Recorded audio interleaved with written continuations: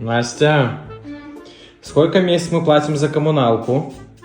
Ну, я не знаю. Обычно ты оплачиваешь. К чему вообще такой вопрос? Ну так, спросил. И далеко не отходя, сколько мы платим за интернет? Ну, тебе виднее. Сколько мы обычно в месяц тратим на твою косметику и уходовые средства?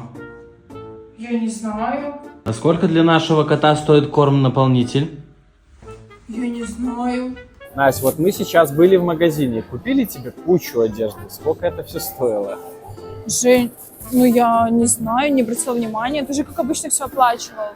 Хорошо, добре. Сколько на сегодняшний день стоит килограмм картошки? Чего? Ну, наверное, везде по-разному. Что за вопросы ты мне сегодня задаешь? Настя, а сколько сейчас стоит литр дизельного топлива? Что? Откуда мне знать, Жень? Обычно же ты заправляешься.